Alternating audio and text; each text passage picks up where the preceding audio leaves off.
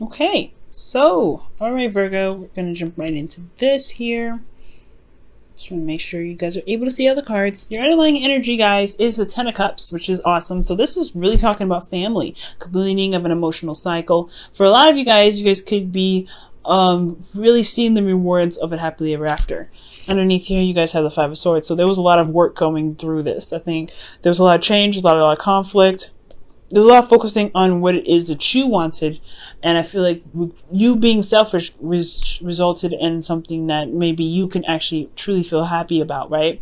This is something that is the result of your emotional manifestation, usually because it's right after the Nine of Pentacles, or Nine of Cups.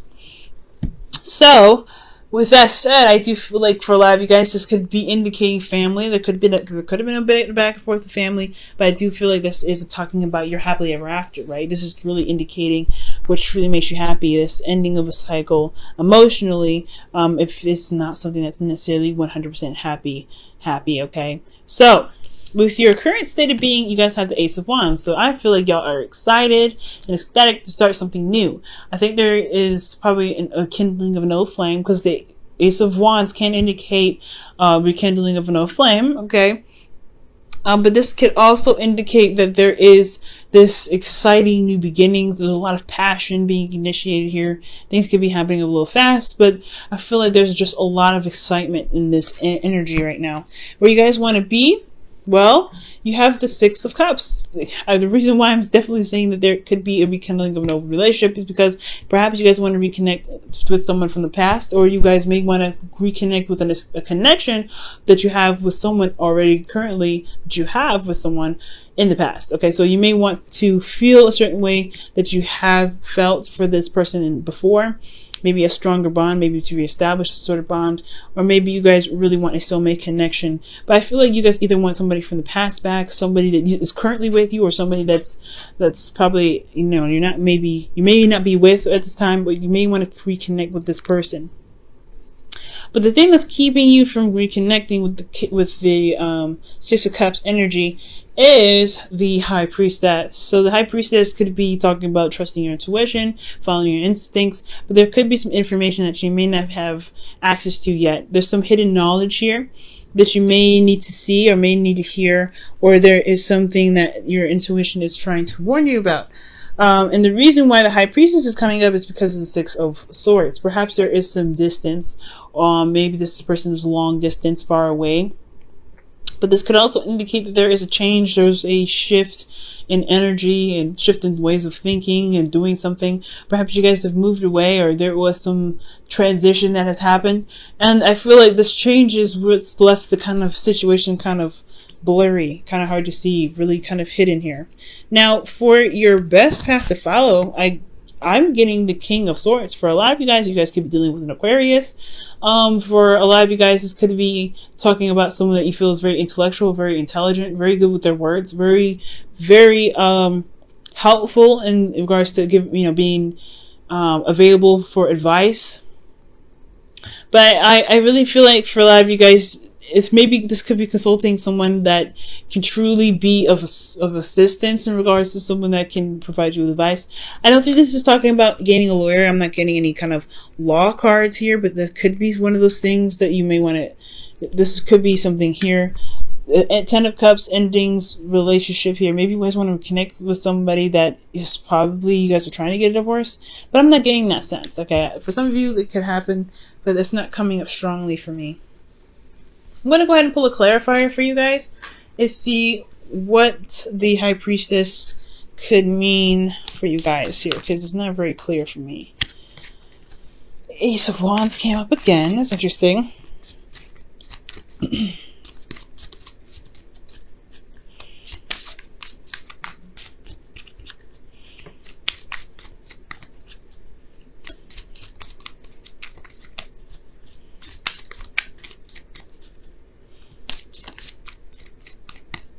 So what it is, the High Priestess, the Queen of Pentacles. So you guys could be dealing with a Capricorn, Taurus, or Virgo, another Virgo here. But maybe there's someone that's secretly, maybe they're not necessarily committed, or you may not be committed to them 100%. why does the High Priestess come? Well, why does the Queen of Pentacles come up with the High Priestess? That's a good ass question.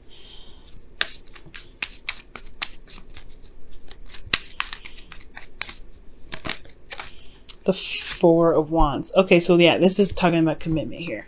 I feel like there's somebody that's already committed to someone else.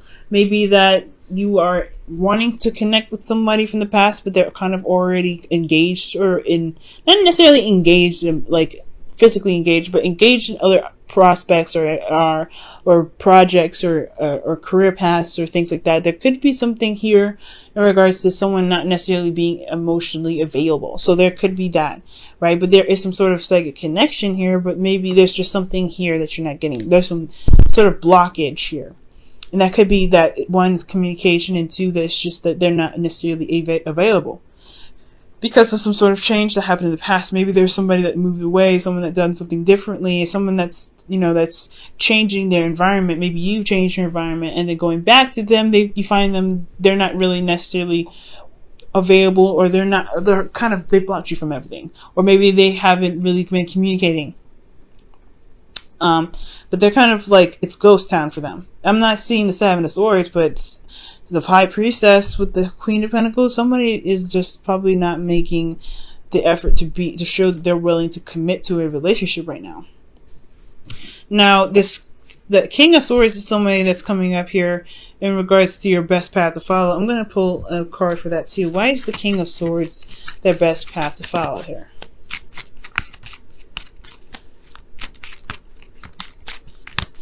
You know, and also with the High Priestess there, this could be that you don't maybe necessarily trust yourself with committing to someone. Probably because you made a transition already, something that you maybe moved away from a relationship that was probably not the best, and you are making strides to to be in a place where you can prosper, or build a new relationship where it's more healthy and more beneficial for you. But maybe it's just like, you don't trust your intuition right now to know that you are committed to this person, or no, not necessarily committed to a person, but committed or willing to commit to building another relationship to kind of get yourself to a place of commitment, I feel like. So that could be that too, guys. And I feel like maybe the King of Swords is to be very strict and very straightforward on your truth, if not necessarily a person. King of Swords. Okay, so this is someone from your past here. So I feel like the best path to follow is indicating that maybe communicating with this person and talking to this person about how you feel about them, or feel about this connection. You have a soulmate connection with this person in the past, and this person is possibly an Aquarius. But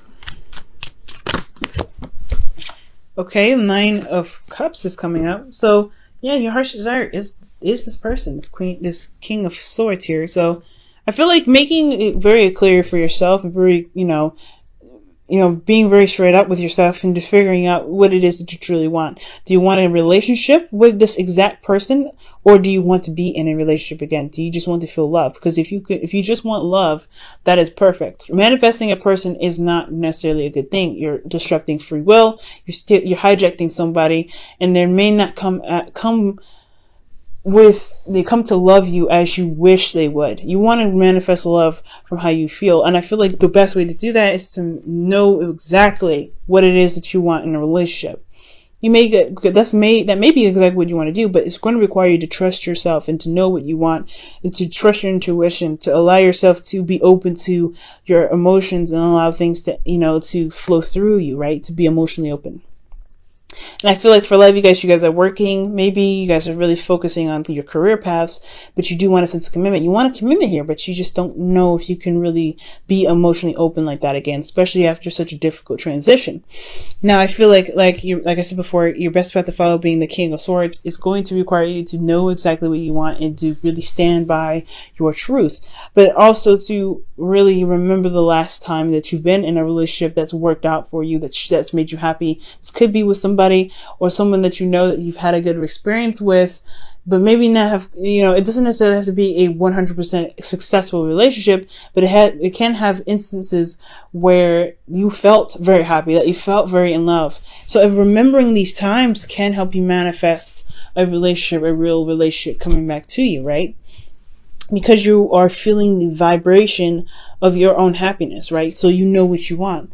And I feel like just standing by what you want and feeling like you're as if your partner is there, right? Not necessarily the exact person, because you don't want to, like I said, you don't want to hijack someone's free will, but you want to manifest love to come into your life, and then the right person will come to you. And you may be surprised. It could be the person that you want, or it could be somebody that you didn't even see coming, but they just fit the exact profile of what it is that you guys are looking for. Now, in your feelings, you have the Seven of Pentacles. This is where it's coming in at, right? Seven of Pentacles is like, you're not necessarily sure if you could commit to another relationship, considering how painful, how difficult it was for you to transition from the last situation. So you guys are having to go through, certain situations in yourself where you're having to kind of look at your circumstance, look at your past and say, okay, is this something that I really want to go ahead and delve into? You've been through a lot, and you've done a lot of work already. It's almost like that kind of like the negotiation or last conversation with yourself before you're completely committing to it and going for it. So I feel like right now you guys are not necessarily sure about whether or not this is something that you truly want to actually commit to, a relationship or building something that's long term with somebody again. But in your hopes and fears, you want to release old things. You want to release certain things. You want change, right? You want a transition. Six of Swords is, in a sense, is a transition. However, it's more of it's nothing as serious as death. And I feel like you guys want change, but you're also afraid of the change. It's releasing those things that, kept us sane for a while and really just kind of held us back from being able to manifest. But that's also a good and a bad thing, right? Just like, we're human beings. We're afraid of change, but we want change. And I feel like for a lot of this, you guys want to release something, some old ways, some past pains and some past disappointments, something that's keeping space for you to really manifest something. Maybe this, like I said before, trusting your intuition and trusting your heart and being open to love. Maybe that's just kind of scary for you right now, but you do have the strength to be able to manifest what it is that you want. You just have to believe that you can have it again. Now, for your outcome, you have the Chariot. Now, I like this. This is talking about victory, but this is also one victory that it's going to require effort because you're having to balance your head and your heart. So as long as you maintain yourself and keep things balanced, keep things afloat, constantly trying to be open emotionally, having your heart open, that's going to be a little bit of effort, right? To having to constantly make sure that you are trying to allow love to come in while you're also releasing things that keep you from being able to manifest love. With that kind of constant pattern, you're going to bring in victory. You're going to see the results that you're looking for. You're going to see that, love can come in. You're going to feel more love for yourself. And as a true result of what your manifestation will come in with. Okay, so that's why loving yourself is so important. Love yourself, heal these old wounds, right? Release this clutter from your life to be able to give birth to something new. Because death isn't just cleansing, right? It's not just releasing and purification. It's also rebirth. So rebirth here, right? Making space, constantly making the effort to be emotionally open, constantly making the effort to allow, to release those whole situations where you've built up that wall to kind of keep yourself safe.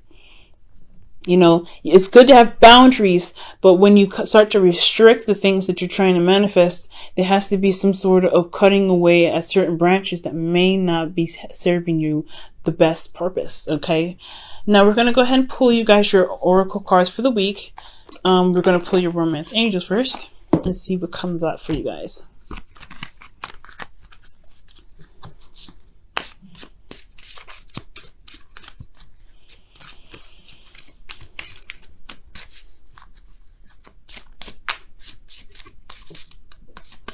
Okay, and the card for you guys is new love. A new person has stirred your romantic feelings.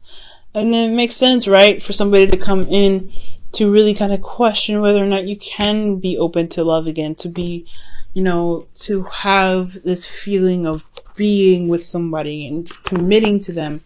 You've been through something pretty hard. But and this could even be with the person that you're currently with. It's recommitting to them and recommitting to the relationship if you can truly do that. But I really feel like if you really love them and you really want to make things work, you can make it work, Virgo. That's the beauty of it. You can make it work. It's just going to require you to release some things that may not have been too great for you in the past in regards to the relationship, so you can have the happiness that you deserve, which is this Ten of Cups is your underlying energy, because everything's all circling around to your happily ever after, what you believe your happily ever after should be, and you can make it happen. You just have to believe in yourself that you can do it and trust that you can manifest that, but you have to be open, of course. All right, and you guys have do something for someone else. Give your attention to someone else. Okay, so I really feel like building time, spending time with this person, right? Getting to know them to really figure out whether this is a relationship for you or a relationship where you can truly recommit to. That is the best way to really decide whether or not you can, bring in this new love, right? If this is the new love that you're looking for, if this is the happily ever after that you can, that you've been envisioning, that you've been wanting for a while, that you dream or want to manifest. So giving your time to someone else really talks about getting to know them, putting, all of your time, well, not all of your time, putting all of your focus onto them to really understand who they are for you, right? Because we do everything for ourselves. You have to figure out what they do for you, or what they are, who they are for you. And when doing so, I feel like things will be able to kind of snap into place as well.